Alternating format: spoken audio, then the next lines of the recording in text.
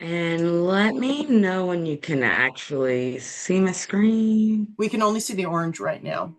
Okay, hold on. I There it think I is. got it. Perfect.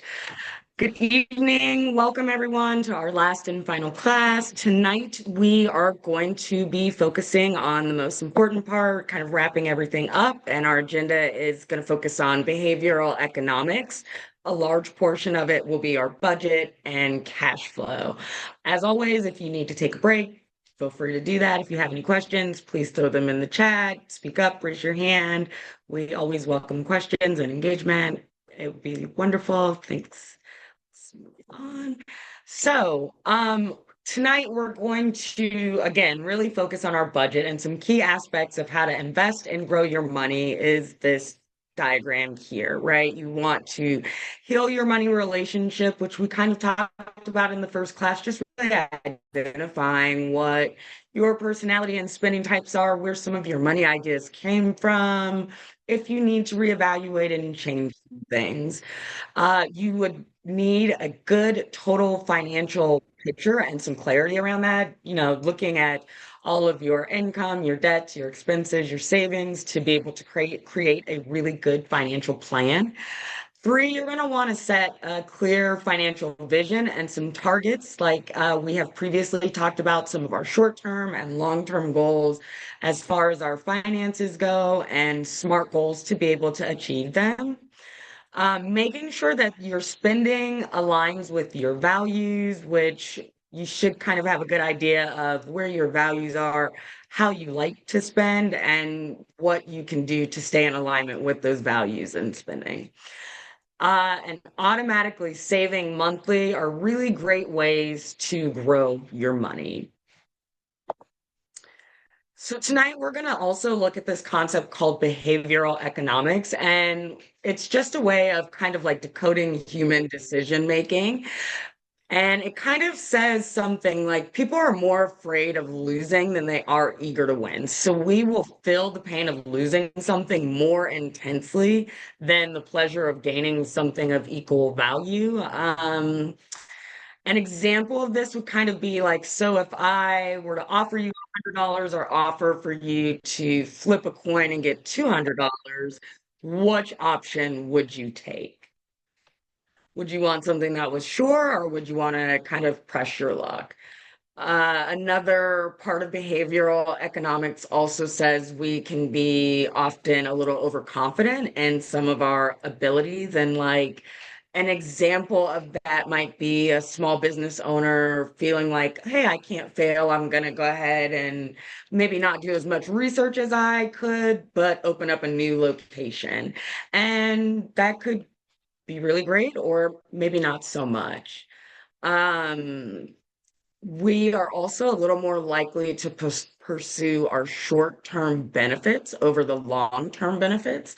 So, for instance, we may put off savings to, even though we know we need to do it, and a lot of that too can be maybe not having the funds or not knowing exactly where you are financially and not being as prepared as we can be. So, as a whole, basically, as humans, it says that we're adverse to loss, overconfident, and struggle with self-control a little bit. And that is basically what behavior economics tells us. Next, we want to think about this kind of concept of the sunk cost fallacy.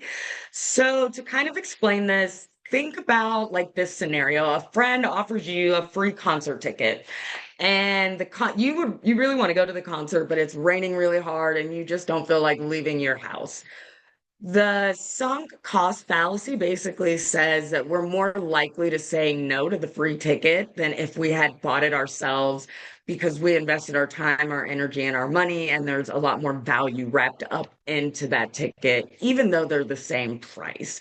The brainstorm, you might brave it a little bit more if you've actually put your money into that. So, sunken cost fallacy is that we're reluctant to give something up if we've invested in it, even if giving up is much more beneficial.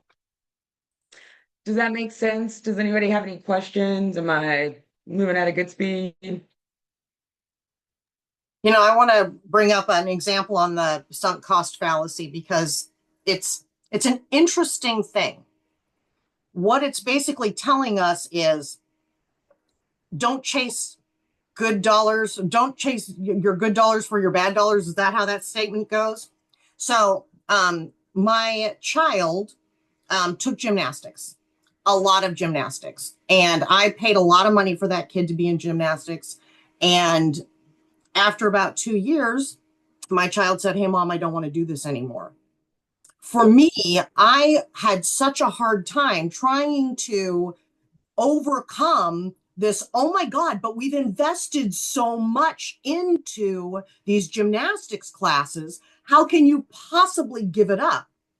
But the kid got it. The kid got that it doesn't make any more money. It doesn't make any sense to keep paying for something just because you've already invested money in it.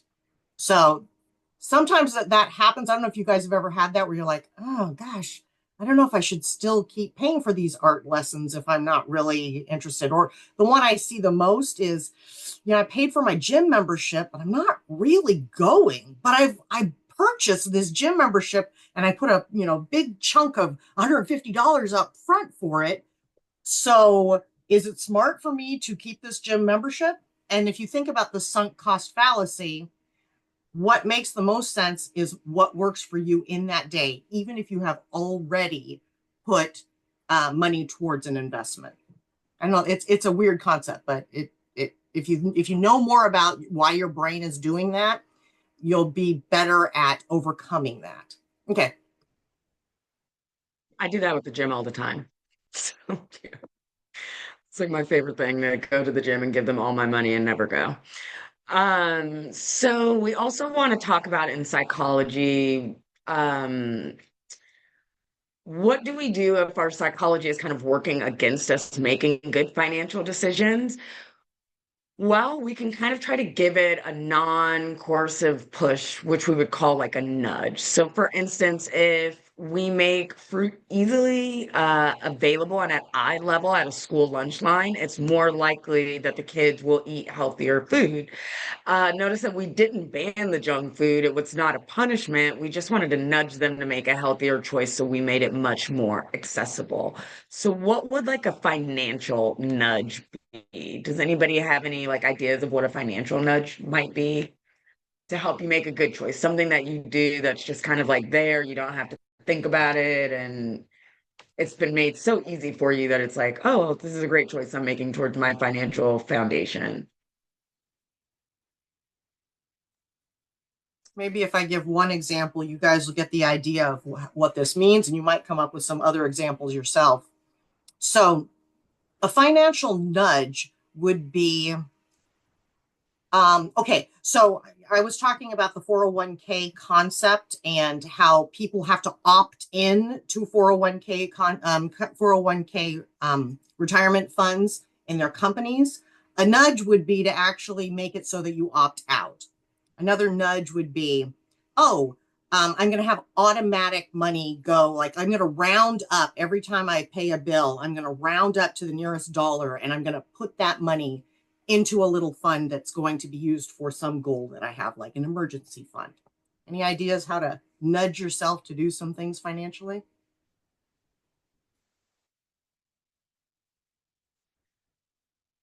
Some good examples could be using cash so you don't overspend. If you are like, hey, I'm gonna go out with some friends, but this is my budget. I'm only using $50. You take that in cash or like a prepaid card or something instead of like your credit card or your debit card. Another good thing, I think, visuals and progress bars, like and goal trackers, if you're into that as like visual reminders that kind of constantly keep you on track are some pretty good things too. Alarms in your phone, things like that. I'm sure that there are things that you do and maybe didn't notice that it was a nudge, but something that you've just found really works for you that keeps you on track. Yeah, RT gave us one. Is that Rosa? I don't actually know who RT is. I think it's something like no, yeah, Rosa. Anyway, said having a second bank account that's harder to access. It's like, yeah, that's a nudge. Um, can a sunk cost fallacy be mitigated by accountability? I'm not sure exactly what you mean by that, but um, so like if you were going to the gym, let's say you paid an upfront membership cost for a gym, uh, would it be accountability if you actually used that membership? Yeah, I suppose that's true. That would work. I think what you need to think about though is what's your personal priority, and do you really like, is the gym membership something you truly want, or is it something that you've gotten for some reason other than your personal desire to go to the gym? So that's a good question. I'm gonna turn that off. See, Danny Okay. had technical problems too. Zoom is being wonky. Christina, an auto payment or a bill or a goal? Question mark. What's the question, Christina?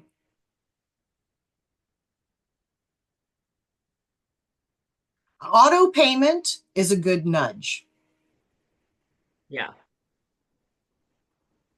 if it's automated. So now let's take a look at this. I'm sorry. Let's take a look at the theory, like in a more practical space, maybe how do these biases impact how we spend and how we budget? The first would be impulse purchases. We may be more influenced by immediate desires or the ease of accessing a product rather than like considering like the long-term value or the affordability. For instance, if someone sees a flashy advertisement for a product, they might be more apt to buy it, things that to that little section in the store. I haven't been in Target in a while, but that little first part where they get you or on the way out when you're looking at things. Oh, it skipped slides. Sorry about that. Another thing that kind of influences our budgets would be discount sales and limited time offers. So when we think that something might be limited or might be going away, or that we're getting a good deal on it, we are more likely to spend that money without maybe considering what that looks like long term, even if it like, hey, I might not have this in my budget, but oh, I really want this. It's going on sale. Could be something that could affect your budgeting. Sometimes peer influence, if we see all of our friends and coworkers, acquaintances getting a certain thing that looks pretty cool or something, we might get that as well. Just sometimes, what is it like? Not so much birds of a feather flock together, but we can be easily influenced by our peers and the things going on around us, which also influences and impacts our financial and money decisions as well. Recency of expenses. So this is something I can definitely say I've done. This means we tend to focus more on the recent experience. Like an example of I paid off a car once and kind of just like, I felt like that immediate next month, that money in my pocket and didn't really like budget for it, but kind of was spending it. So I wasn't really considering my overall budget or putting that money back into a useful way. I was like, oh, I just paid this car off. I'm gonna spend this money, without really making it work for me. So an example would be something like that. If you recently made a large purchase or paid a significant bill, you may feel like you have more disposable income available without actually looking at the long-term effects of that. And emotional spending can be a big one. Emotional events or experiences that may have a strong impact on our memory can distort our budget. I don't, any moving, divorce, losing your job, anything that we might do sometimes to try to make ourselves feel better by emotionally spending can be very detrimental to our budget and our long-term goals. So that could be in a positive or a negative way. If someone has recently experienced like a positive emotion, such as a promotion or a bonus, they may overestimate their financial standing and spend a little bit more. Does anybody notice any of these in their spending habits? Any of the biases? Do you have any things that you might want to work on as far as these are concerned?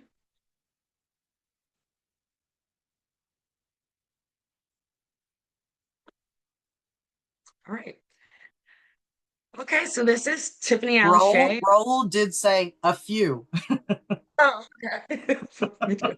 Um, so we're gonna now focus on budgets and planning your budget. This is Tiffany Alshay, also known as the budgetnista, who tells us that we should not think of our budget negatively because your budget should be your yes man. And I think we have a tendency budgets and finances can kind of feel very daunting at time.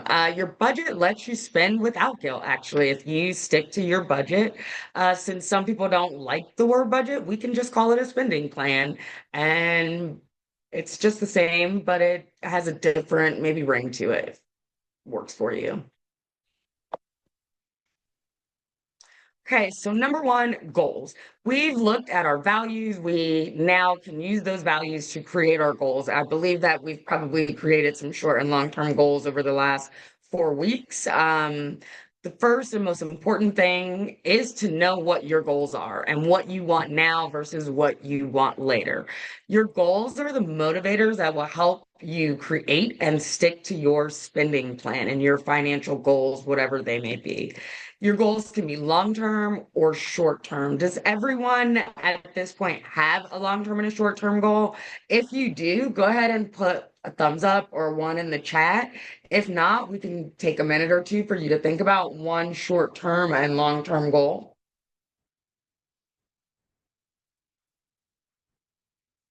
Lots of ones. Cool. You should also include financial goals, like paying off your debt, saving for retirement, emergency funding. And this is Scarlett Cochran, the founder of One Big Happy Life and a vision board that she created to help her kind of stay on track with her goals. The board that she created was back in 2020, and it was like before her book came out. And at this point, she's now a published author, and her book is also at Mountain County Library. If you are into vision boards, we also offer a class at MESO, but this is also a good place too to kind of help you get focused. And Pinterest is always wonderful too. A lot of places you can get that. So everybody has a short-term and a long-term goal. Does everybody know their income? So after we know why we're making these plans, which are our values, where we want to go, which are your goals, now it's time to get clear on where are you today? And we're creating a personal balance sheet. Just think of it as what is your income that you count on every month, whether that be your salary, your um, business income, child support, alimony, retirement, whatever it is. Does everyone have a good grasp on what their income is? If so, let's get a thumbs up or a one in the chat. And does everybody, I'm sorry, I don't know if I asked, everybody got the budget correct that Suzanne sent earlier? Has everybody had a chance to look at it, or do they have a budget that they like, that you can have right in front of you, that you can be working on with us, or that you have worked on before that you are using? If so, please thumbs up or one in the chat. Roll said, just completed mine this week. Abra is saying one yes. We've got at least two folks that have started. And then, okay, so even previous to this in the chat, if you feel comfortable, how often are you looking at your budget? Are you doing monthly, weekly? How often are you kind of checking in and going like, oh, do you revamp your budget? Do you just kind of set it and forget it? Do you look at it? How often are you interacting and engaging with your budget? Raul is So we obsessed now. okay, it's awesome. So everybody knows what their income is. Let's start by looking at what money we have coming in. Often, when we think about budgeting, we only kind of think about the spending part of it, but that is actually only half of the process. Sometimes we need to figure out how best to balance the budget, which could look like how do I increase my income instead of only focusing on reducing spending. I know that that's like something that is our first go-to. But what do you do when you are kind of in a spot where you've reduced everything, you've eliminated everything, and you're still left with a shortage? So think about all the different ways you do get your income. And I'm sure you hear this all the time, but I'm always going to put this note in there. Keep your business income, expenses, and all of that separate from your personal business income and expenses. Step three, does everyone know their expenses? Where do they get their expenses and how do they collect and track those expenses? So now that we want to figure out where your money is, we want to know where your money is going. There's lots of ways that you can do that. Can anybody throw in the chat or let us know, how do you track your expenses and how often are you tracking your expenses? Are your bills equal pay? Do you look at your utilities every month and go, okay, I'm setting a new budget because it changes? What are you doing? Are you collecting receipts, looking at your statements? Is there anything in the chat, Suzanne, or should I just on? Um, yes. Shyamel says templates and statements. Roll says statements as well. I also wrote statements. I definitely check my bank statements and my credit card statements.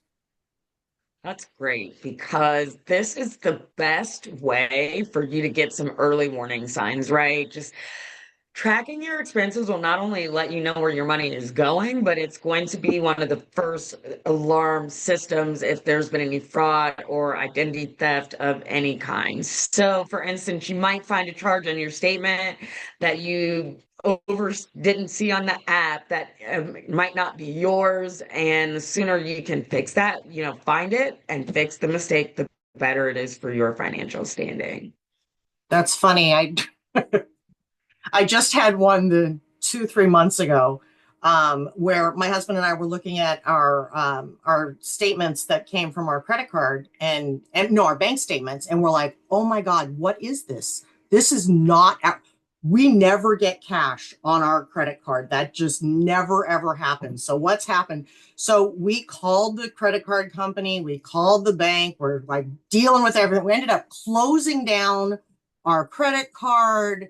And then we got a message from our 21-year-old. Oh, Mom, why is the Yeah. credit card not working anymore? I was like, have you been using our credit card? Oh my God, you need to tell us if you're going to do that. Yeah, that kid doesn't have access We to credit check. anymore. Yeah. I have rules with my teens about it.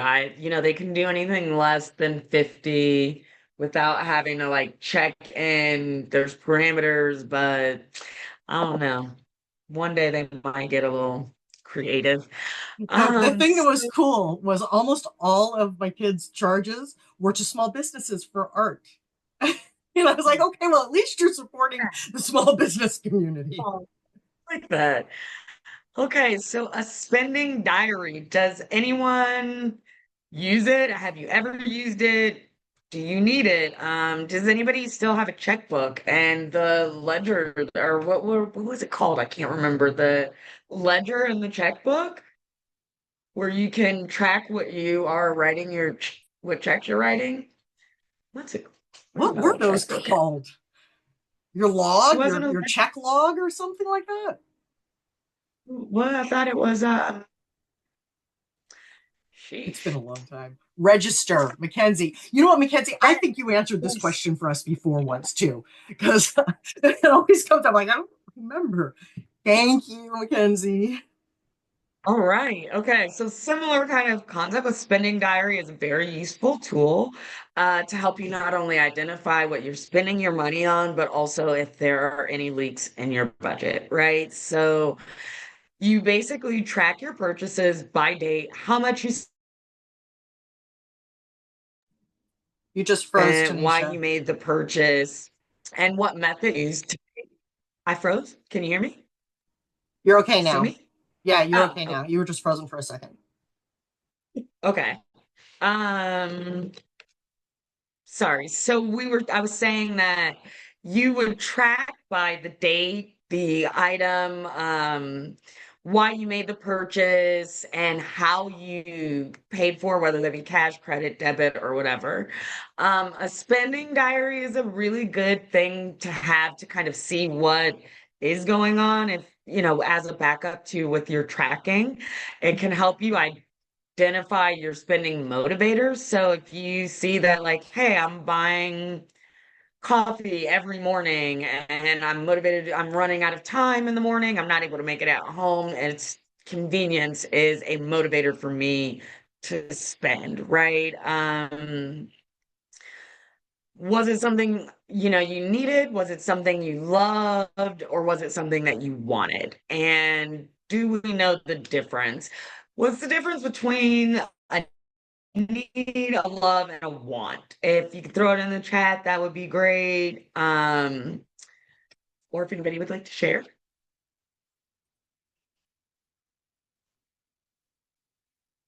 The spending diary is actually something that I created when I was working with people on their budgets, because what would happen is people would be spending money they didn't realize that they were spending.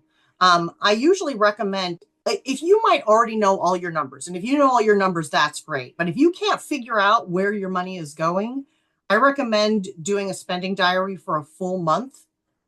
So you can see, truly how much am I spending on, the quick candy that you pick up at a Quickie Mart, or the $20 that you gave your kid for XYZ. So the spending diary is a really helpful tool to figure out where your money's going. Was there anything in the chat? Okay. Suzanne, we can't hear you. You're on mute. Sorry about that. Mackenzie asked, does anyone here use the software Quicken? Oh, wait, we'll get there soon. Sorry.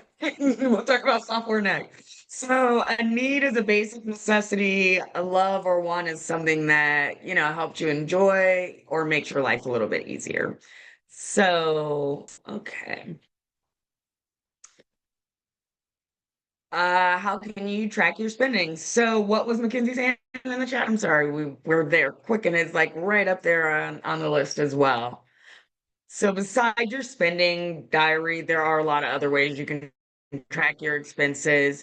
There's no right way to do it. Whatever works for you. And actually the right way is whatever's going to work easiest for you, whether that's you writing it down, keeping the receipts, using an app, whatever works is for you the best is the right way to do it.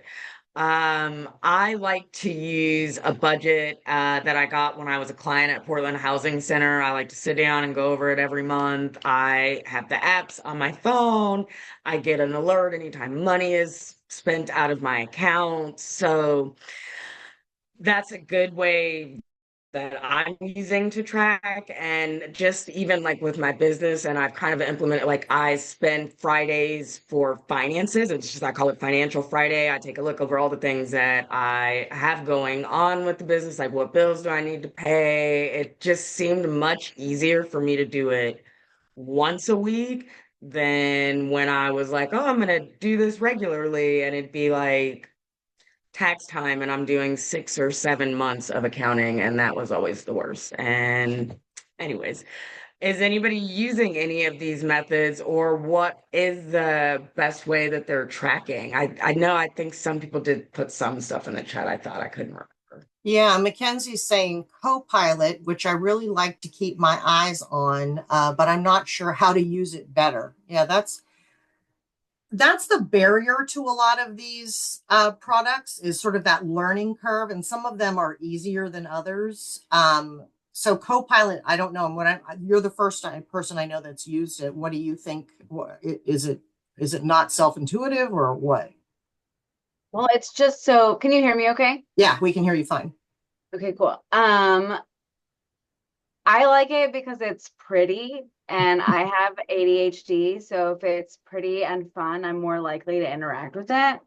And it has like fun colors and budget buckets, but it's the budgeting part that feels overwhelming. I like the tracking part, but my problem seems to be that I use the same software to track my business and personal accounts. Oh. And so I get kind of confused. Um, and I finally have everything separated and I'm not being naughty and commingling. But all my accounts are still commingling in like my software. And so I don't know if there are like some rules or parameters that we use to ask ourselves like which software for what. Like, should I take my business accounts off of Copilot and only track those in my bookkeeping software? Or I don't know if I'm the only Are you person with this up problem, with but that? Like, is Tanisha? it going to create much more work for you? Yeah. Is it like I use QuickBooks Self-Employed and I keep my business stuff just with that. However, I do sit down on Fridays and do it all kind of as one. I don't know. It's like, what works best for you? Is it what you're doing right now working? define working. Is So it I'm making your life easier? Are you able to track it, identify things? Are you able to be like, oh, this is for business, this is could you sit down and Yeah, look at so stuff? you can make your own little tags and then you can like search the tags, but you can also do categories. And I think sometimes I get them. I like it. So if I have contractors, I can put it in the category of contractor. So all the Nice. categories are like for the Schedule C categories. And then I can tag it with the name of that contractor and just like type in his name, but it doesn't automatically do it. You can't set up a rule for it, like maybe you could in QuickBooks. Um, I have found success with like building things into my schedule. Like every Friday, I pay all my contractors. How much time would it be wise to like start with like an hour every Friday to go over it and like have an accountability buddy that was like,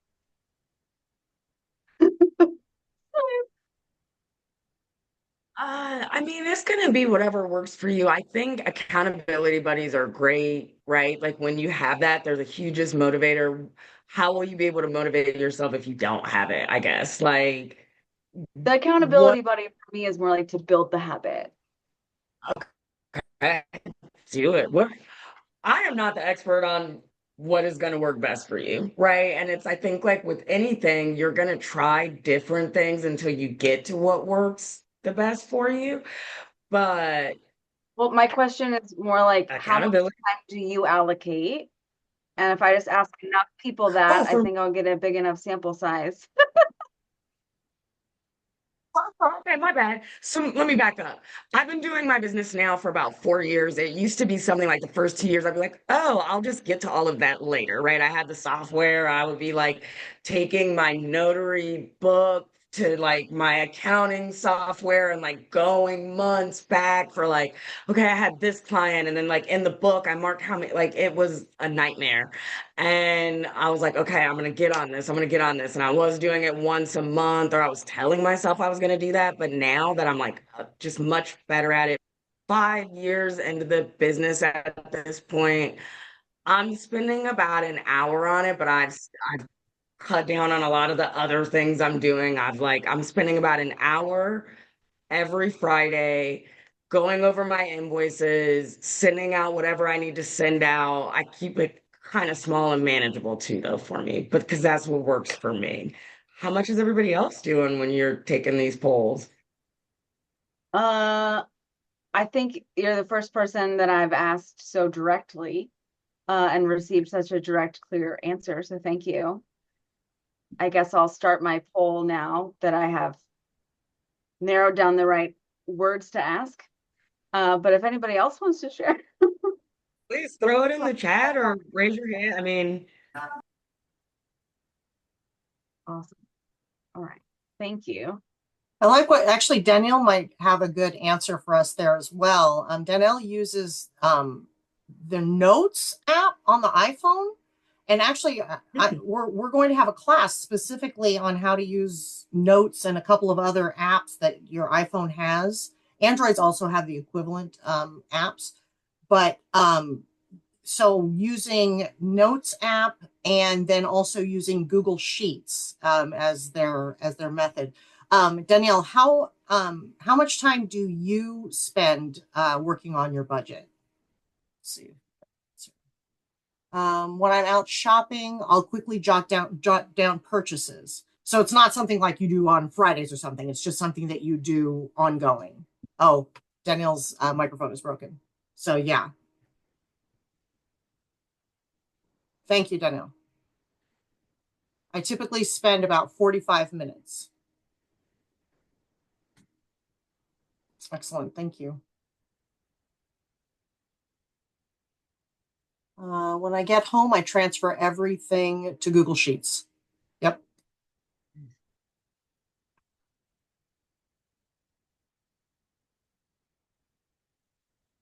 That's it. Right.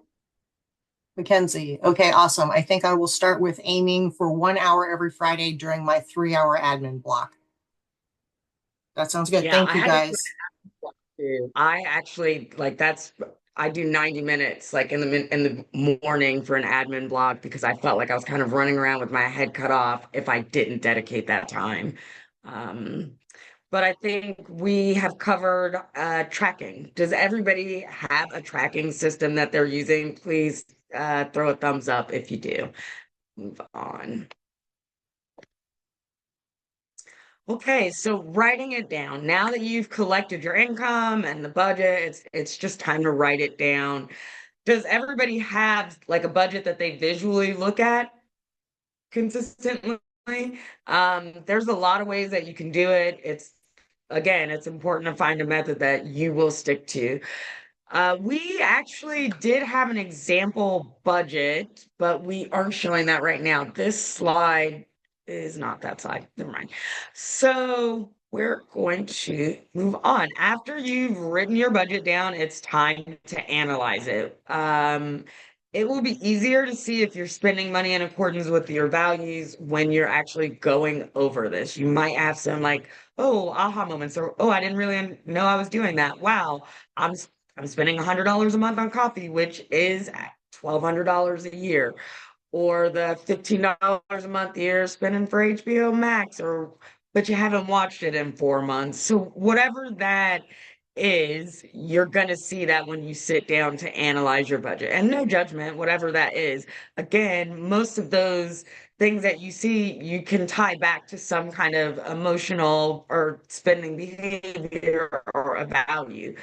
I'm spending $100 a month on coffee because I don't have the time. Maybe I need to rearrange some other things in my life so that I can cut that down or do whatever I want to do with that. But if you put it into your budget, hey, that's a great way that your budget just told you, yes, you can afford that. I've budgeted for coffee every morning for $100 a month. It really works for me. The other thing that's useful is using your budget to equalize irregular spending like bills.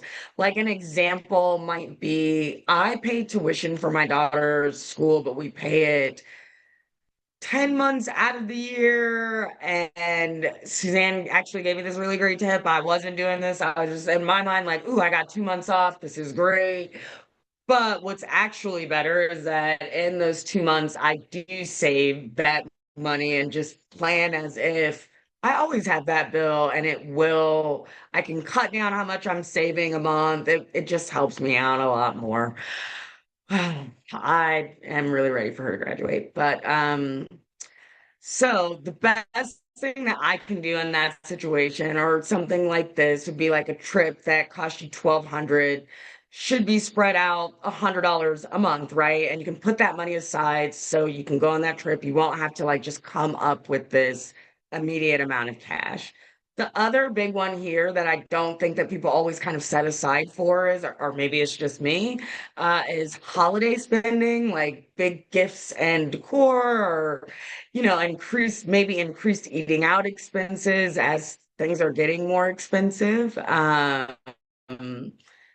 So small cuts where you can make them will save you some money. So your budget is about making your best guesses, right? Things happen, emergencies. So what we want is a commitment to the ongoing process of guessing. So once you've analyzed your budget, you can see where changes can be made to spending or income. Um, and I want to talk about that in a second, but first, I want to give you this tip that goes against American culture because we're very close-lipped about money, but sharing your budget can really help you stay on track. And especially if you share it, if you have children or you are in contact with any younger people. I don't know how many of you, but I very much came from, we don't really talk about money. We aren't your parents aren't sitting you down to show you the budget and things like that. I'm a big advocate for that. I do that with my children. They know how much I get paid, when I get paid, what the bills are. It's really important to teach people that. How many people feel like they got a good financial education from their elders or the people in their lives that were supposed to teach them those things? You can throw a one in the chat or a thumbs up if you feel like you did get that. So there, and if you have any, like, you need help with that, there's many people that can help you with the budget and like just kind of talking about that and being able to refine it and share it. Are there any questions? There are some things in the chat. I actually really like, so Danielle has actually given a description of how they're doing budgeting. I usually have a 3 budget system I follow.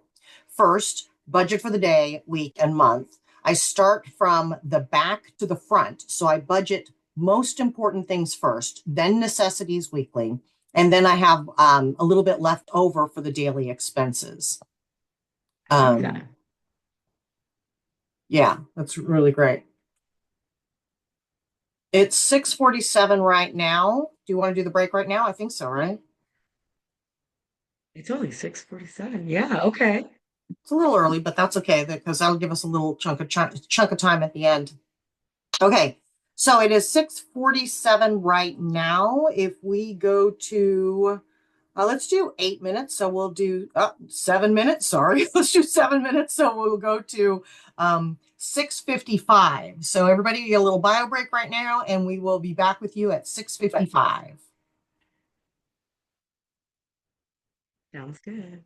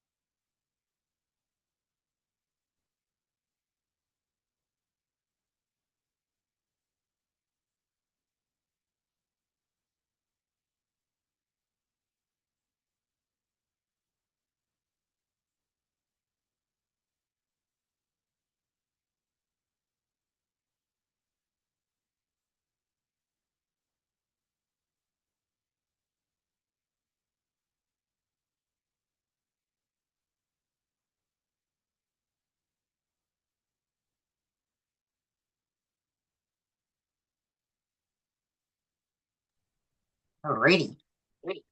We're back. Is it time? Yeah, there's a funny thing that happens. I've discovered I have trained my dog so that when right around 7 o'clock shows up, he knows it's going to be break time. So he starts getting very excited because he knows it's dinner time for him. I was like, oh, that's what you're doing. Oh, right. Wow, you have a very smart dog. He's smart enough to get fed, right? It's unbelievable. Right. All right. So next we're gonna move into some ways to save money. And first, and I am a big supporter of, and definitely think that you should look into this, is the library. You're already paying for it, so you might as well use it, right? I don't know how many of you have tapped into your local library, but you can use the Libby app. There's the Canopy app, which is a streaming service. And there's another one that's a streaming service that you can use with the library that is not Canopy. What is it called? Do you remember, Cynthia? I have it on my phone. Anyways, but if you're looking at cutting some streaming services, they do offer some. They're not awful whatsoever. You can get movies there, there's shows there, they have a large collection, and it's free. They also, and other places, have tool libraries. There's a lot of different things you can utilize at your local library. Hoopla. Um, Hoopla, yes.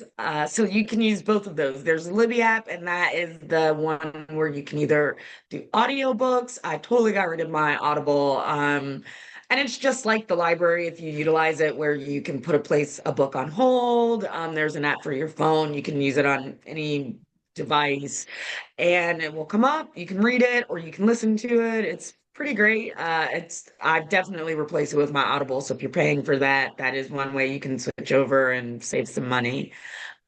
Cleaning supplies. What? I don't know what you're buying now, but some of those really tried and true tested things that work that have been around forever and are super simple and very inexpensive are baking soda, vinegar, bleach, and like Dawn dish soap can pretty much clean everything in your house. You can find some way to mix one of them together to do a few of them together to do things or whatever it is. But that's another way that you can save. I believe that like the average family by like using just these basic products can save about $500 a year by not buying cleaning products around the house, but using these other alternatives just on their own. And it's And better we for talked the about environment too, right? that too, for Right. sure. And then can I make a plug for somebody's Yes, business right now? So Mackenzie, who is in our class right now, sells these microfiber like cloths that work so well. I personally belong to the church of the eraser, the magic eraser, because that thing will clean anything. But these cloths that I bought from you, Mackenzie, they are amazing. They're called e-cloth, and E-cloth. they remove like 99% of bacteria with just water.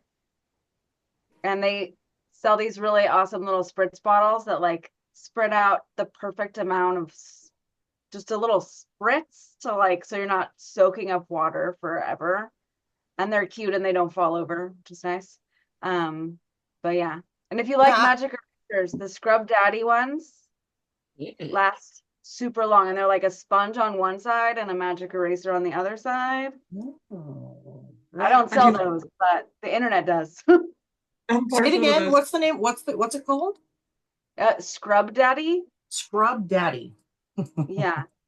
Mackenzie, throw your store link in there in the Okay. chat. Thank you. I had no idea. I'll check that out. Yeah, I actually use those cloths. So there's two different kinds or actually maybe three different kinds that I have. One is like for cleaning glass that works really well. And then the other one that is sort of an all-purpose, I actually use it on my mop. Like instead of purchasing those like disposable mop things, I now actually like will use that, and it cleans the floor remarkably well. And I bought them maybe a year and a half ago, and they're still perfectly good, like perfectly fine. Totally. Well, and that brand, they actually make a mop, a flat Oh, do mop they?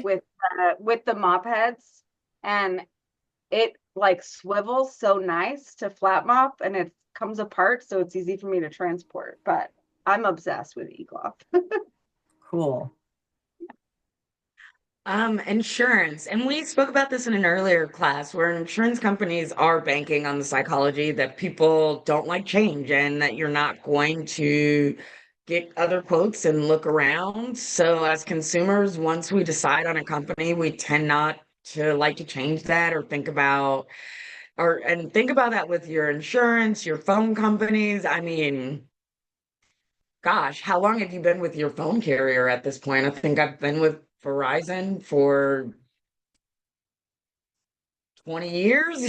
I don't know that I've ever really kind of looked for deals. Yeah, anyway, so there is that. Your phone companies, your streaming services, even like, social media and stuff. We kind of find something that we like and we stick with it. We don't like change and we don't like the hassle or having to do, a bunch of other things. So once we pick that service, we want it, we kind of just, again, stick to it for years. And it initially will kind of get you on one great deal because, like, let's be real, Netflix is like really tripping. They just continue to up their prices. And not even just Netflix, all of these streaming services. I'm so disappointed with Prime, like having to pay extra money to not get ads that, like, while also being a Prime member. I'm feeling very cheated, I'm not gonna lie, but we kind of just stick with it. We don't really demand much, I don't know, what we call it, accountability or change from them. And we're not seeing much changes other than prices going up. So another thing we can always do is buy less stuff, right? We tend to be a consumer heavy nation where we buy a lot. And buying less stuff, this can mean two things, right? First is just own less, but that can be challenging, particularly in this day and age, and depending on what your lifestyle looks like. Believe me though, this is a lesson, like we've all had to learn this at some point, because I feel like every spring I don't understand how I have so much stuff when I'm spring cleaning. Like when the spring before, I just got rid of so much stuff. And second is you can probably, I don't know, like look for more free things instead of buying them. There's Buy Nothing PDX. I have not used that one, but I think you do, right, Suzanne? Or like I Mark. love Buy Nothing PDX.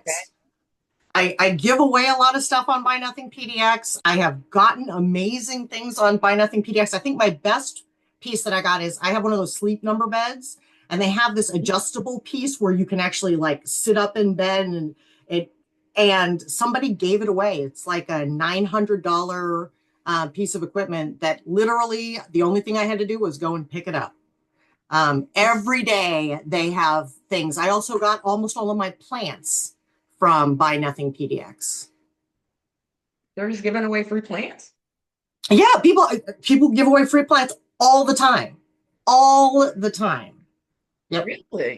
Yep. Okay, I'll have to check that out.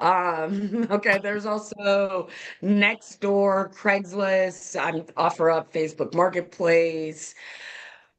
Question, and you can throw this in the chat. When is the last time you actually looked at all of your subscriptions, memberships, and kind of done an audit of like, I'm using this is worth keeping? Like, let's go back to Netflix because they're really pressing my button. How often are you actually watching Netflix now at this point? Are you paying for it year round, but maybe just watching a show or two?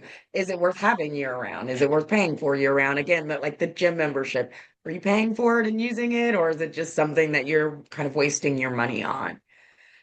When's the last time you've done an audit of your subscriptions? And do you know the total monthly amount of your subscriptions that you actually pay for all combined? Just in my business alone, paying for like Canva, GoDaddy, I don't know why, just like, I don't know, about 7 months ago, I sat down and said, let me go ahead and put all of this together. I pay about $130 a month in subscriptions for my business alone that I do need, I do use, and yeah, I utilize all of them. But do you know the total amount that you're using or spending right now for your subscriptions? Throw it in the chat if you do know it, like Hulu, Netflix, all of the other things, or whatever it is you're paying for. And planning ahead is also a really great way to save money. So, for instance, if you know you're going out to dinner on a Friday, you're less likely to eat out on a Monday or Tuesday or Monday or Thursday, right? And if you know you're going to have to buy a gift for someone for their birthday coming up in a few months, you would, maybe save some money and go out a little less, or whatever the case may be. Are there any things that you are personally using to save any money that you wouldn't mind throwing in the chat or sharing with the group? There are a couple things that have popped up in the chat. Okay, let's see.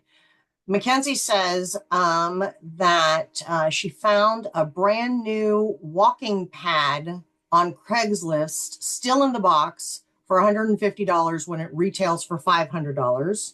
And it's pink. Happiness. Let's see.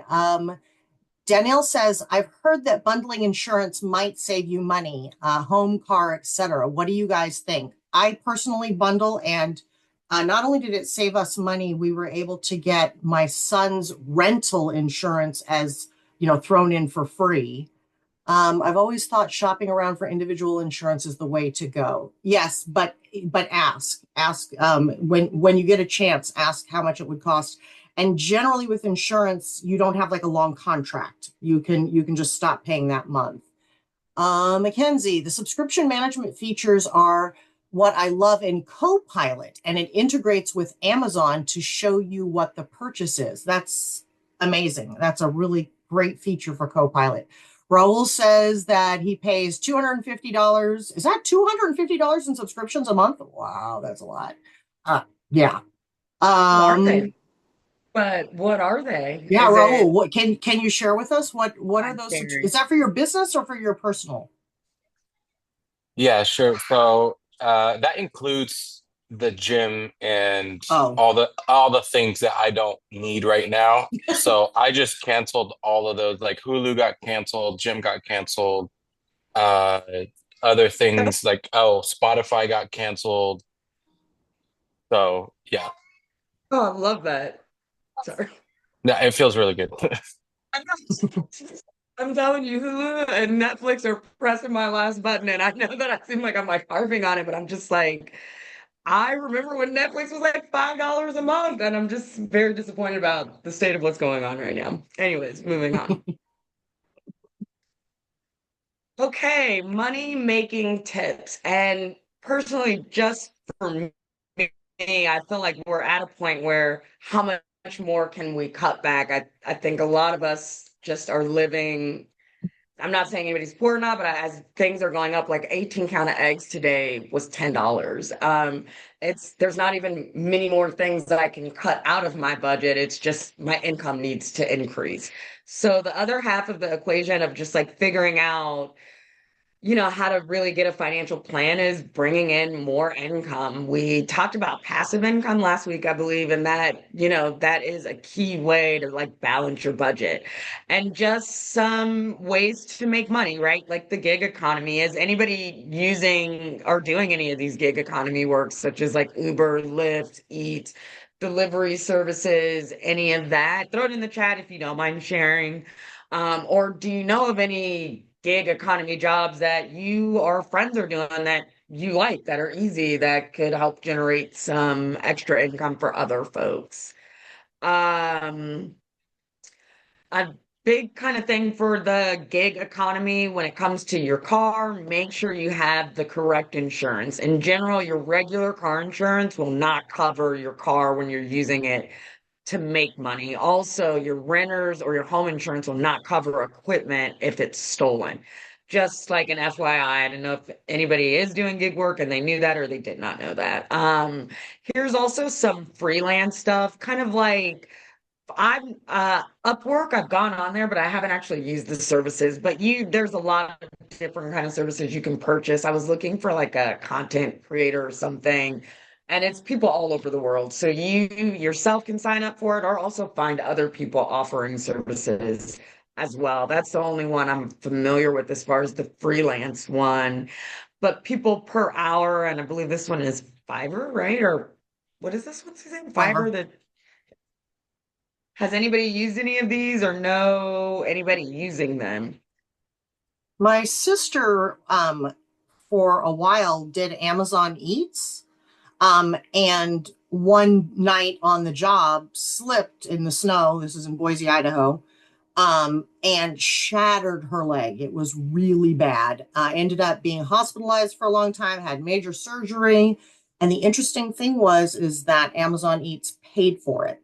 That, I mean, I was thinking that my sister was not only did they pay for all of the medical piece, they paid her salary or the amount of money, the average amount of money that she was making.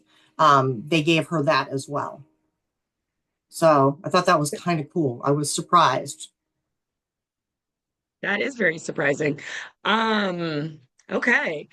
Sh I Shimal says, I have provided Upwork services in the past, app development for other clients. That's cool. enjoy that.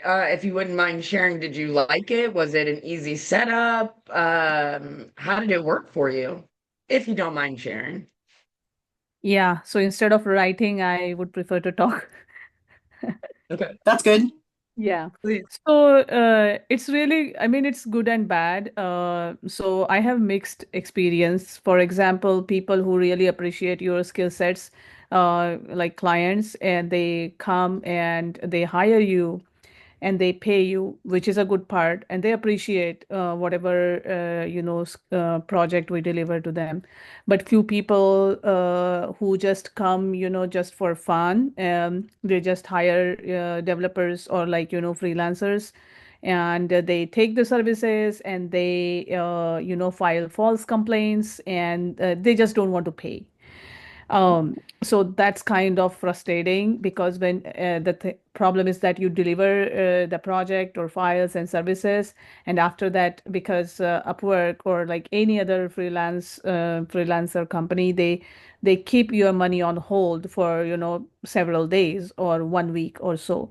And if clients come back, then you cannot do anything. If they complain, then you have to raise request, and it just goes and goes.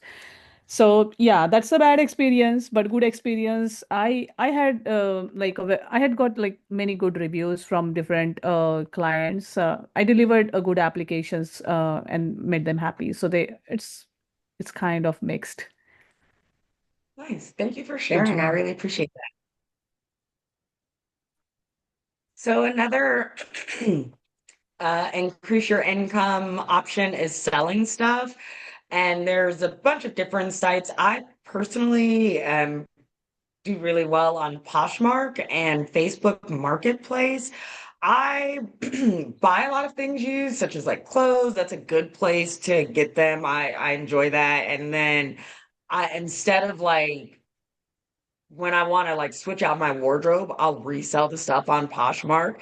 And I've generally had a pretty good experience with that. And I'm not necessarily making money as much as I am just swapping out my wardrobe whenever I want without having to really pay that much money and getting used items. I will say on Poshmark, personally myself, I'm not buying anything that doesn't have the tags on it because people's definition of like gently used and worn is very different than mine. And then Facebook Marketplace is a really great way to like sell things. I always find a ton of things there and generally have very great experiences. Is anybody selling anything or using any other sites other than eBay, Bonanza, Poshmark? I think Depop is another one. Donnell says, just to add to the selling stuff, I know you can bid on storage units online or in person. You can buy an unpaid storage unit and sell the things that are inside. That is true. I know this because my sister stopped paying for her storage unit and it went up for auction, and oh my gosh, there was so much stuff in there that was worth so much money. I was like, yeah, she didn't do a good. This is the same sister that worked for Amazon Eats. Yeah, I've seen that, and I think it was actually a rapper, just his storage unit went up for auction and somebody got his Grammy. Oh my And God. I think he sold it back to them anyways. But yeah, there's also if you have the space or a room you can rent out, it's a great way to make money. If you have the luxury to be able to do that, that's an option to consider. Or is there anything unique maybe someone's doing or know of other people doing to provide extra income? I know that there's some virtual tour guides. I know people use social media and ad and all kind of different things to kind of generate income and revenue for themselves. Oh, interesting. So Danielle, adding on to the storage piece, um, says, so if you're really struggling or you want to save on living expenses, if you apply for a storage unit complex on-site position, they'll usually give you a place to stay on site. That's interesting.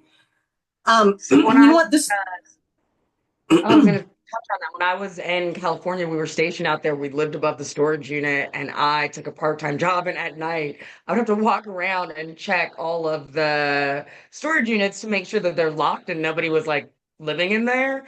And it wasn't free, but they did give us a discount on our rent. I think we were maybe paying like less than $1,000 or something for our rent in California. It was a really good deal. this actually reminded me, even though I wrote these things down, and I just remembered one that it was mind-blowingly cool. So this person took in exchange students, university students. She had to have a room for them. And sometimes she provided food, but didn't have to provide food. And they paid a ton of money for her to have this. And it was like guaranteed money as well. It's not like you have to worry about somebody not paying their rent. And when I went to go visit her home, she'd had a pretty good sized place. She actually ended up building out her basement with 3 rooms, and she had enough space in her home for 3 exchange students, and it was enough to live off of. I'm sure. Yeah, I'll not be mad at that's that. crazy cool idea. Okay. So, we're kind of getting closer to the end, and it would be great, I guess, to maybe share some personal budget success stories. By sharing the stories, with your friends, your family, you're just kind of nudging them to do better with their own budget.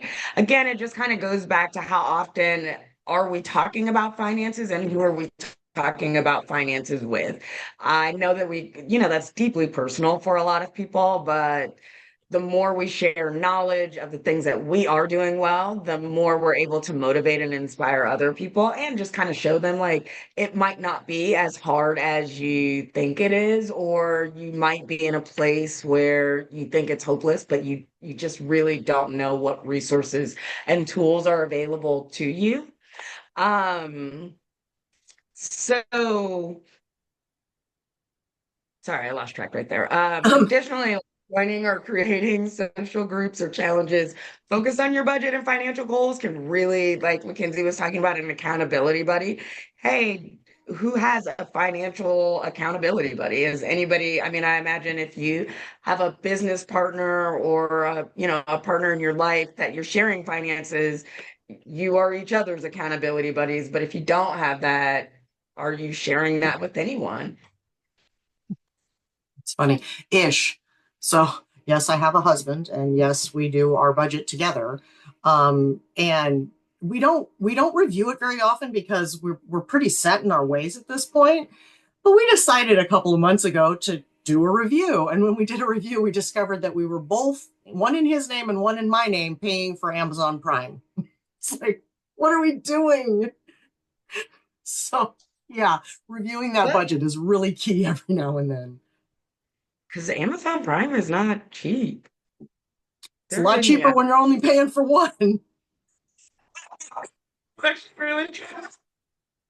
No, I'm laughing with you.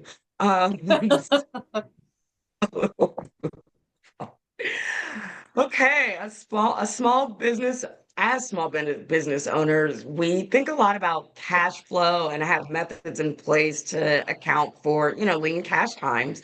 What are some ways you can smooth out like personal cash flow? And I kind of touched on this a little bit. I like equal pay when it comes to anything I can get that with, particularly my utilities. I know I have low iron. My heat is always on. My electric bill is always a little higher than it probably should be. I love equal pay. If you can do it, great. That's also a wonderful way to kind of just track your expenses, keep them consistent and the same amount every month. Or that really works for me, at least.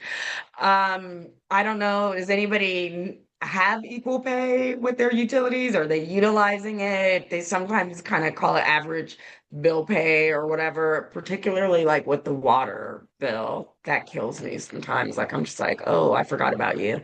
Um, Mackenzie says, if you qualify, utility companies also have amazing income-based discounts, PG and Pacific Power, as well as Northwest Natural. That's true. Yeah. Sometimes you just and have to ask. Yeah, and two, I don't know if anybody has ever had to utilize this, but I know for sure with Northwest Natural, if you like reach out to 211 and get any kind of assistance on your utility bill, they will automatically kind of enroll you in that program for a little bit because you qualified for some assistance. So they already are assuming now your income is at a certain level. But again, call your utility company if you at any point feel like let me try it. You never know what the limits are and what you may qualify for. Um, so many small businesses have a line of credit. You can also get a personal line of credit.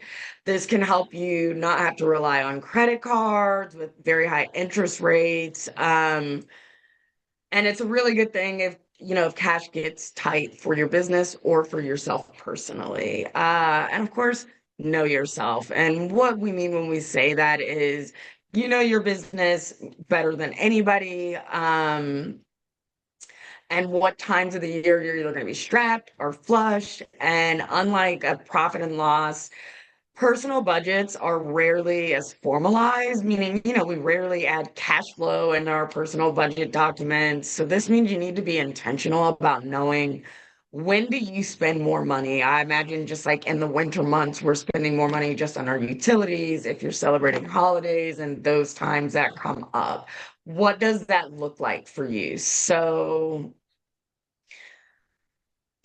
when are you more triggered to spend money, and are those things aligning with your goals and your values? And then the final idea here is probably the most important habit to nurture, especially as small business owners, are people that rely on like side hustles for incomes. Is it's important to become very disciplined at putting away money, saving and paying down debt when you're flush, when things are great and when everything is going well.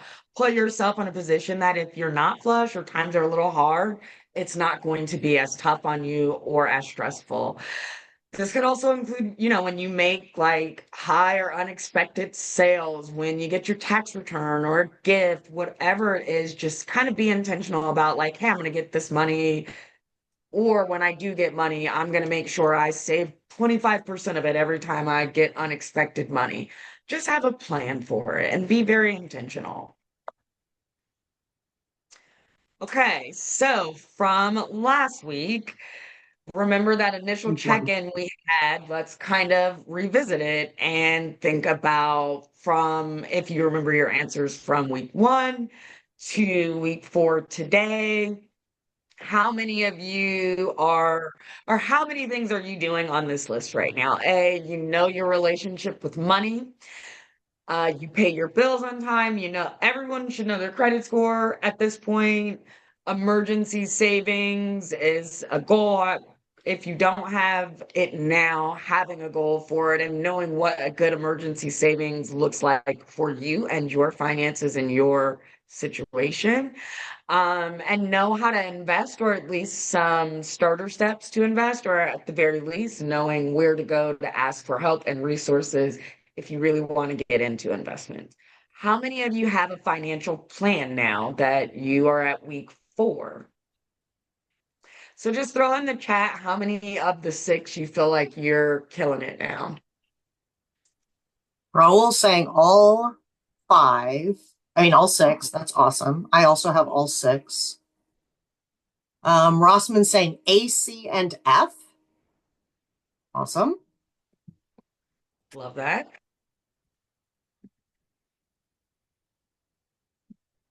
Oh, okay. Let me Oh. let's do the budget piece now. Okay. Okay. So there's some things about budgets that are not necessarily obvious. And one of them is this concept of what's called a zero-based budget. If you know what a zero-based budget is, put a 1 in the chat. I'm looking at it right now. I don't see any 1s yet. Does that mean nobody knows what a zero-based budget is? All right, I'll tell you what a zero-based budget is. So when you have a zero-based budget, all the dollars that you have going in from income are accounted for with what's going out. There is no slush fund at the end. There is no extra money at the end because you know where everything is going. Now, that doesn't mean that you're going to be spending everything that you have coming in. It means that you're accounting for it. So, for instance, you might be putting it into your savings, or you might be putting it into your emergency savings, or you might be putting it in towards a goal that you have. But the idea is that you're accounting for every dollar that you have coming in. Now, I say that, realize with personal budget, it really is a series of better and better guesses. Nobody's going to get it right ever, really, but you're going to get it pretty close as you go through time. So what I want to do right now is I'm going to steal the screen from Tanisha. Bye, Tanisha. Okay. So I'm going to pull up a budget sheet, and I'm going to talk about some of the things that people don't necessarily think about when they're budgeting. Also, I want to let you know that one of the things that I did today, just because I'm a huge fan of AI, is I went to the new guy. I don't know if you guys know, what's it called? DeepSeek. DeepSeek is the latest AI tool. So I went to DeepSeek today and I said, hey, I live in Portland, Oregon. Can you tell me what the average costs of a budget are? And it gave me this ridiculously cool breakdown of what people are paying on average. What I especially liked about it was it told me sort of what other people would be paying. So when I'm doing a budget, sometimes it's like, I don't really know, like, how much should I pay in groceries? What is an average amount that people are paying in groceries? Now, the information that I got from DeepSeek today was from 2023. And I have to say, grocery prices in particular have gone up quite a bit since then. So the numbers are kind of going to be, like I said, the best guess that we've got. When I started budgeting for people, our guess for groceries was $125 per person per month. It's now closer to $175 per person per month, $200 per person per month, depending on what kinds of foods you purchase. So what I want to do, first I'm going to share my screen. So this was the question I asked DeepSeek. The average monthly budget for a person in Oregon varies, obviously.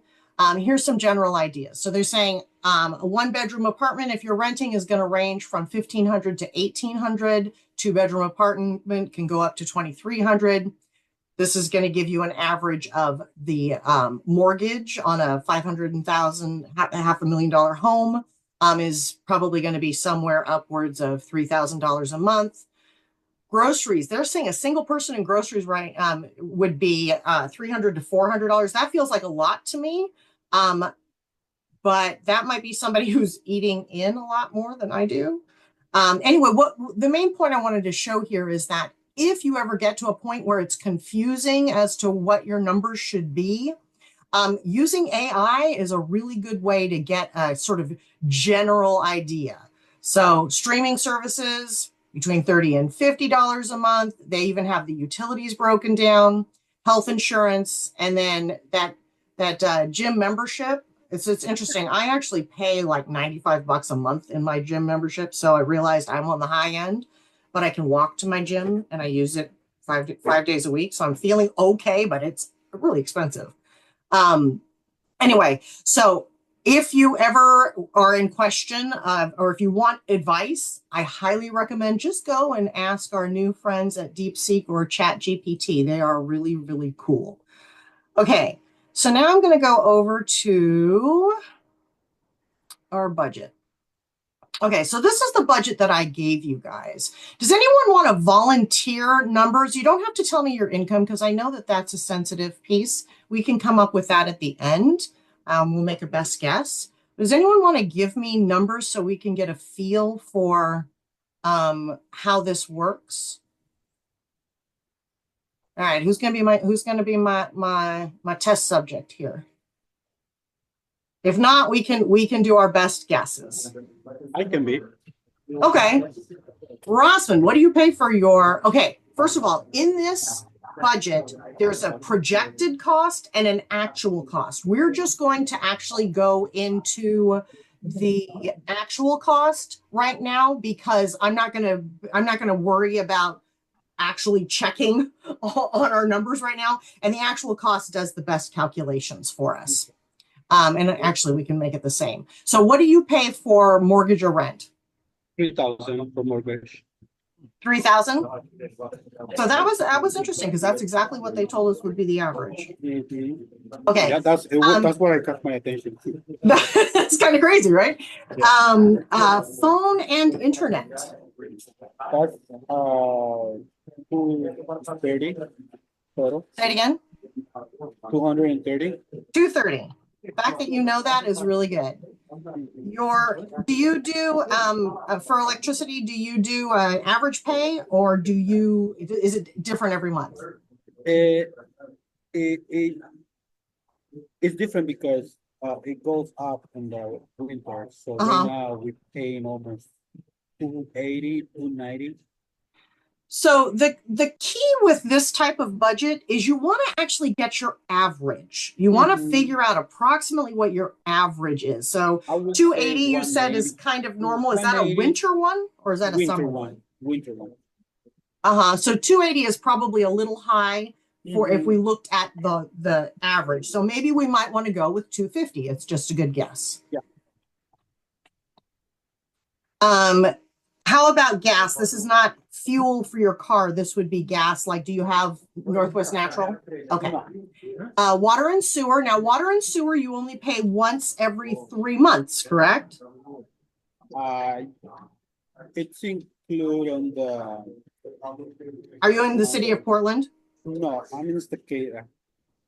So in Estacada, how often do you pay for your?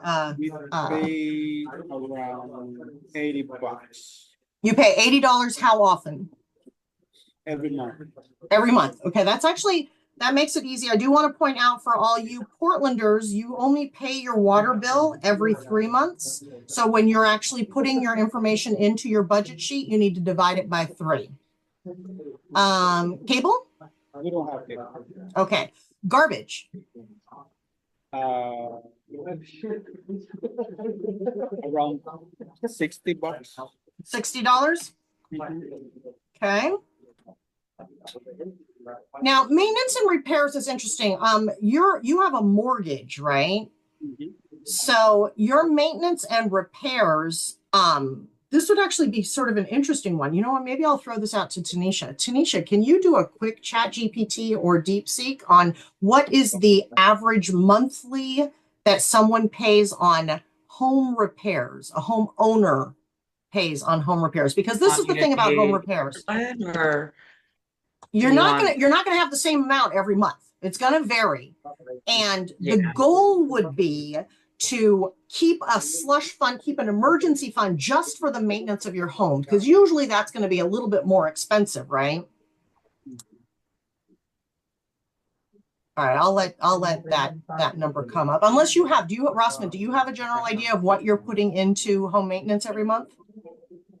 Would that include like suppliers to keep the It would house include things like your air filter on your on your furnace. It's going to include if every few years you're going to have to paint your house. It's going to include all the maintenance divided. So that's why if you go to ChatGPT, they're going to give you a better idea because people don't think about this. Yeah, well, it's a brand new house. It doesn't require a lot of maintenance, and I'm a painter, so I don't That have helps. Yeah, mostly furnace filters. We usually buy those for like we change those every 3 months. Mhm. So we don't spend a lot of money on maintenance. Honestly, we spend. And the other thing that's key here is because if you're handy at fixing things yourself, it's going to be significantly cheaper than, if you have to call in a plumber that's going to, charge you $150 just to show up. Yeah, for sure. I know that. So this one is kind of a little tough. Tanisha, did it give you a range at all? Yes. So it was saying that the homeowners in Portland, Oregon can expect to spend an average of approximately 3,000 to 5,000 annually, which equates to about 250 to 417 a month. Says this estimate aligns with national average. For instance, a study by Zillow and Thumbtack found that homeowners typically spend about $3,067 per year on maintenance projects, and repairs are roughly about 256 per month. So Rossman has a pretty new house. So in this case, for this year, you probably have much lower prices. If I was going to make a guess at this one, I'd say put $100 in there. That's going to include your supplies. That was what I was thinking. Yeah. Yeah. Okay. Supplies would be included in that. But the other supplies, which we can include in groceries or we can include here, would be any home cleaning supplies, the things that are that you use for your home. The other thing with supplies, and this one's a little tricky, would be how about buying furniture or curtains for your house, or the things that go in your house? Is that something that you do? Yeah, well, we haven't bought anything since we moved in because we spent a lot of money when we just moved in a brand new house. Right. Yeah, so I would put mostly in that area, like cleaning supplies, for instance. That's it. I would say $100. $100 per month. This is per month. Yeah. Okay. And that's a little bit. That's a little bit. Like that's a little high, but that's okay. It's probably better to guess high than low. I always like to guess high because I don't like surprises. Because then that extra money can go into one of your goals. Yeah, exactly. Do you have a security system? We do. And what do you pay for that? We don't pay anything. Oh, you already paid for everything. Yeah.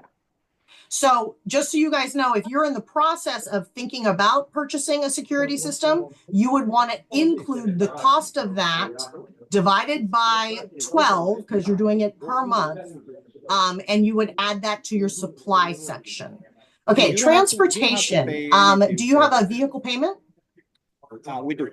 Yeah. What's your vehicle payment? It's 1,100 and 900. 1,190, you said? 1,100 for one vehicle. 900. So you have two vehicles. So you have $2,000 a month in vehicles. Is one of those your business vehicle? Both of them. Both of them are your business vehicles. So this is where it gets tricky. what we're doing right now is the personal budget, not Oh. the business budget. Let's put that So- separate. Let's So not in this do it. case, we're not going to put anything in the No. vehicle payment. Do you have a personal vehicle? No, I already paid it off. You've already paid it off. Okay, so you don't have any vehicle payment. But what's your insurance for your personal vehicle? If you've bundled your vehicle insurance, give me an approximation. I would say when we pay it for every year, I would say 1,200. 1,200 you pay every year. That makes it very easy for me to calculate. Thank you for Yeah. making the math easy. Yeah. Okay, so $100 per month. Licensing doesn't happen very often. I'm actually going to give you like one I know is the average for maintenance and licensing. It depends on how old your car is. Yeah. But we you don't- can guess it's going to be $50 a month minimum. And that is things like, for instance, you're going to be saving up to change your tires. You're going to be saving up to change various hoses. Your alternator is going to go out. $50 a month is a pretty good guess if your car's in pretty good shape. Yeah, that's what I would. put. And what about parking? What about parking? We don't pay.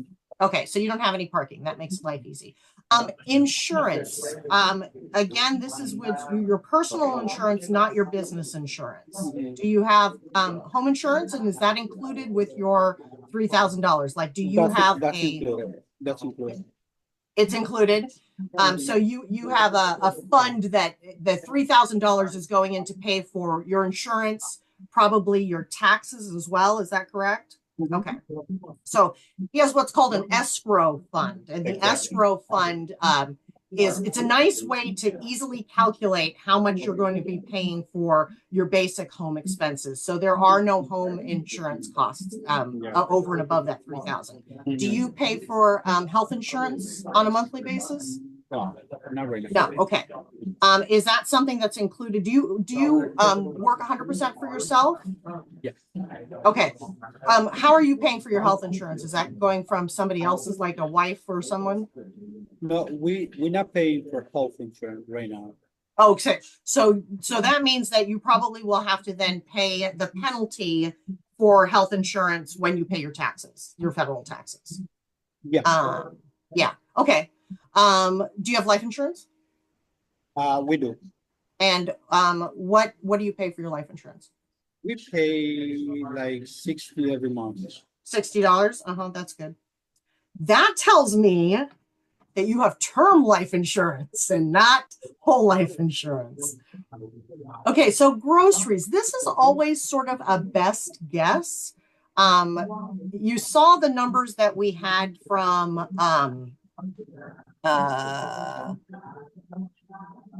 our AI, which came out to groceries. How many people do you have in your family?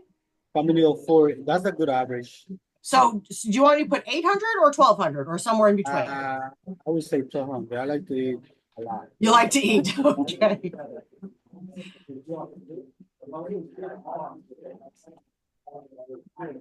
Do you dine out very often? A little bit. So this would include lunches, Mhm. going out for coffee. Yep. How much do you think you pay? Well, right now we've been more mindful because it's winter season, but Sure. we usually spend at least $200 per month. Per month? Mhm. Okay. And I said that includes lunches, so I'm just going to pull out the other thing with when you're doing your budget that you have to think about are those snacks that people don't often like count for. Like you just picked it up at the grocery store really quick, or you're at a gas station and you pick something up. Those can add up. Do you have any tuition you pay for your kids? We going to start paying, but not right now. That's gonna Not right now. be- So no, not this right will be now. one of those when you actually go to look at your budget to update your budget. That's going to be a really good reason for you to update your budget, is Oh, yeah, because for that's sure. going to be a very large expense. So owner's contribution This is if you are paying money, personal money into your business, that's where you would put your owner's contribution. Any kind of owner's draw, money that you're pulling out of your business, that goes as part of your income. Do you have any pets? We have a cat, yeah. You have a cat. Does the groceries cover the cat food? No. So how much do you pay on cat food, or what does your cat cost you every month? It costs, I would say, $600 to $700 every A 6 year? months. Every 6 months. $600 to $700 every 6 months. Okay, so then So that's 400. expensive. That's an expensive animal. Let me tell you, We eat a lot. he eats a lot. Okay, But this that's would be including the one litter that and I would say I would track that, because for me that's too much. Yeah. That would be, unless you're giving them like organic, like top of the line, you know, then I would track to see how close that is. Yeah. Okay, personal care, medical, nails, hair, clothing. Medical, this would be over the top medical stuff, like if you were taking supplements, or, you know, if you had ongoing prescription medications that you were paying a copay for. No, we don't do that. You don't have any of those? You guys are healthy. That's very lucky. Hair and nails? No. Okay. Clothing is tough, because clothing you don't buy every month. So you have to kind of give a best guess. So what you got to think about is, how often a year do you purchase your clothing? I would say, $3,000 per year. $3,000 per year. That's actually a really good guess For all for a of us, family yeah. of 4. Mhm. Okay, but that, see, you messed up my math on that. What is that? $400? I mean, I need to say 3,000 divided by 12 is $250. So $250 per month. Yeah. Okay. Beauty products, shampoo. The other thing would be, I think, would be like haircuts, barbershop. Yeah, no, we don't do the barbershop. Yeah, I'm the same way. I literally would give my kids some scissors and just say, go like this. That's just getting too expensive. My wife Right, already okay. started learning how to do it. Do you have a health club? No. Nope. Okay. Do you have any things that you are a membership of? Like, for instance, are you a membership of the Lions Club or Rotary Club or anything like that? Okay.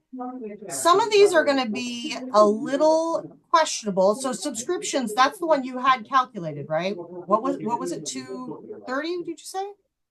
Mm-hmm. Okay. I'm glad that you had that one, because oops, put that in the wrong place. How did I mess that up? Okay, so that's supposed to say, I have to move. Projected. So this will let you know how easy it is to change this stuff. It's like, okay, so that was supposed to be projected. I don't think that's right. I think it just did something. Oh, no. Okay. Sorry about that, you guys. I actually screwed this thing up. We're not worried about it, because it's still, the math is still going to work. So subscriptions we know is 230. Actual is 230. Do you have any other subscriptions? Audible, movies? No.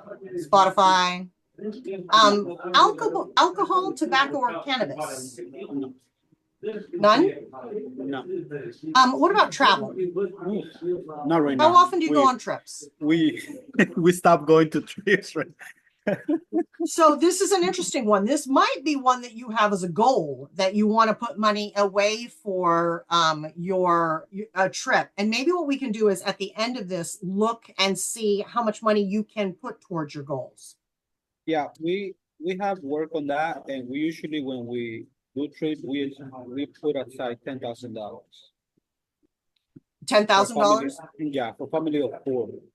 Yes, that's pretty normal. So what Rossman just said is really important. So he might go on one trip a year, but that one trip a year is costing him $10,000. So that means if we were actually looking at the monthly average, that would be about $834 per month.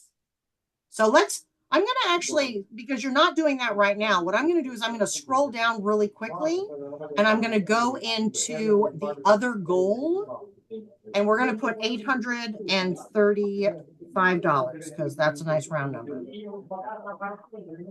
So that's a goal. And that's one that you can play with a little bit, right? Okay. Do you have any credit card bills that you pay monthly on? Yeah, we do. Okay. What are you paying? Oh, well, first of all, do you have a line of credit with the bank? Yeah. And this is a personal line of credit, not your business. No, but yeah, we do. We have a personal. You have a personal line of credit. Do you know approximately what you're paying every month on your personal line of credit? $90. Okay. And then what about credit cards? Credit cards. How many credit cards do you have? No, actually, I will put that $90 on the credit cards. On the credit cards, Yeah. okay. And is that total? Yeah. Okay, so this is an interesting piece on here. The words that I said about paying off your credit cards in full every single month. If you pay off your credit cards in full every single month, this is zero because all of those expenses are actually in the rest of your budget. They're not included in the credit card bill. So that's another reason why it's really kind of nice to pay off your credit cards in full every month. Yeah. You have a student loan? A student loan? Are you paying any student loan? Lucky. Taxes actually in most cases, in your case right now, that would be a business expense. So the only one would be if you had like an arts tax or something special like that, you would add that. But I don't think Esticated does. So I think these are all zero. Yeah. Okay. How much money are you putting in retirement every month? Do you know? Right now, we are there. So that's a goal. Yeah. And how about in the emergency? Right now.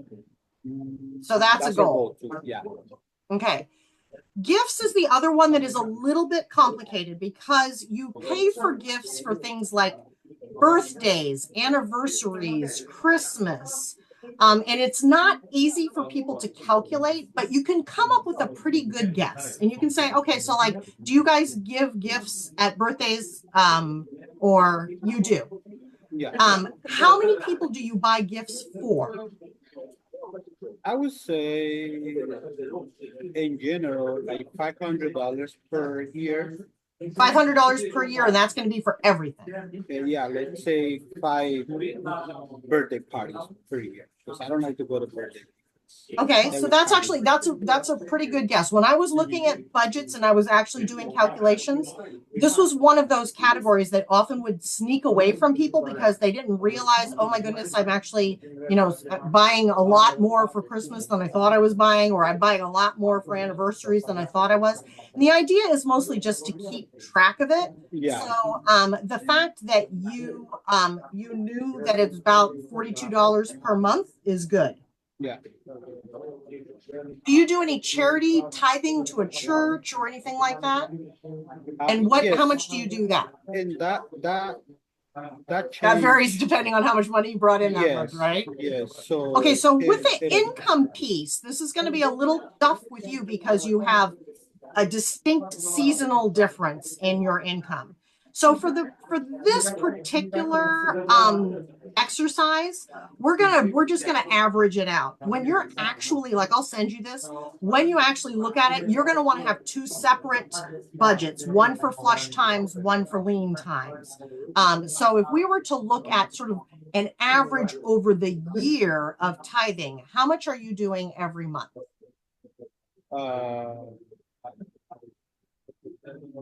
I would say between 300 to 400 every month. Okay, so I'm going to put 350. I'm going to just split the difference. Do you have any other charities that you give to? No. Okay. Do you have an attorney? Now, see, this is also legal stuff. Unless you're doing personal legal stuff, it doesn't count. Your business legal stuff would not count here. No.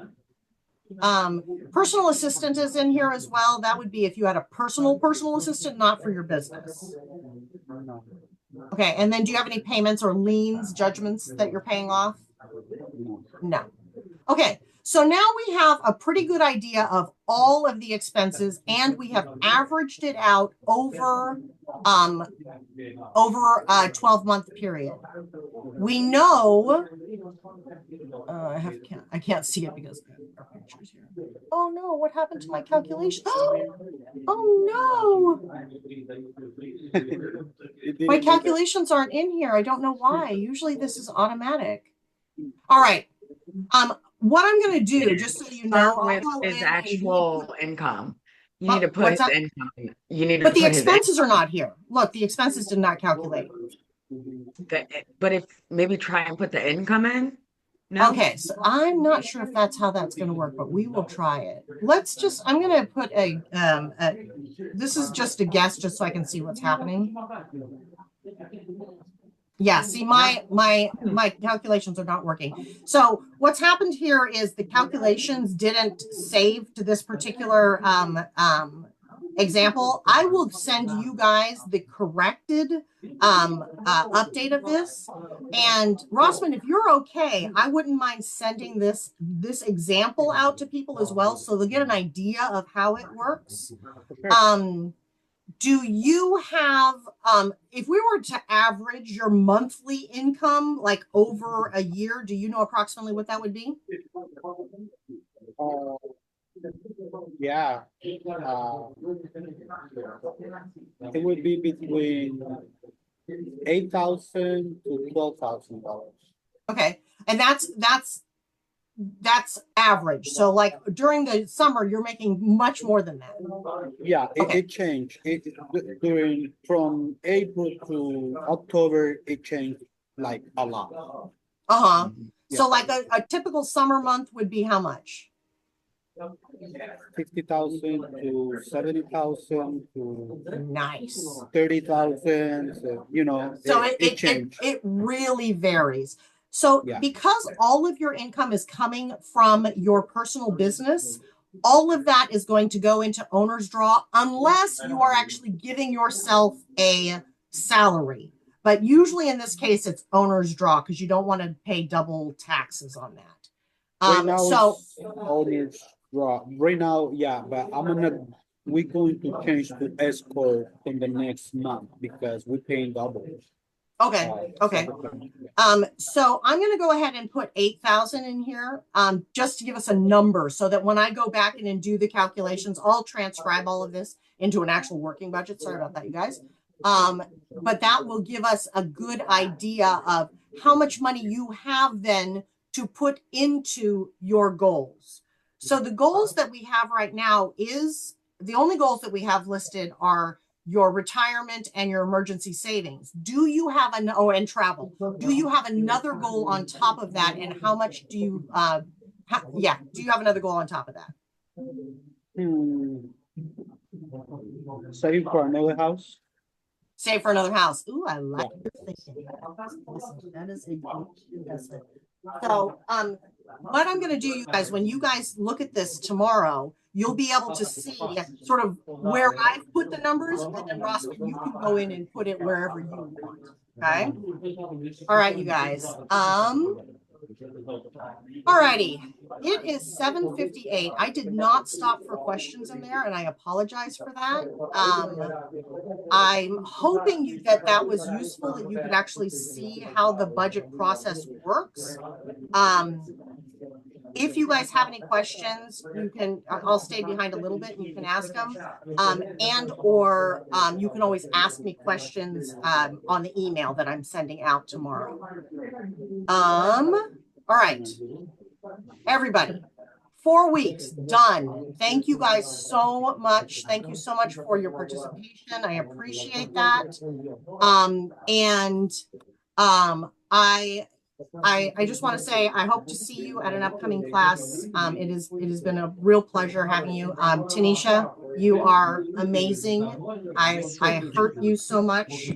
And yeah, and that's it. So as I always say, make sure you fill out the survey when you close out of here, because we definitely need that information. Again, make sure you do Tanisha, not me. Someday I'll do me, but Okay. Have a good all night. right. It was so Thank wonderful to you. meet everyone. Thank you Thank guys you for so everything. much. Thank you. Yeah, have a Yeah, great thank you day. guys. Thank you. Thank you. Good night. Mackenzie. Good night.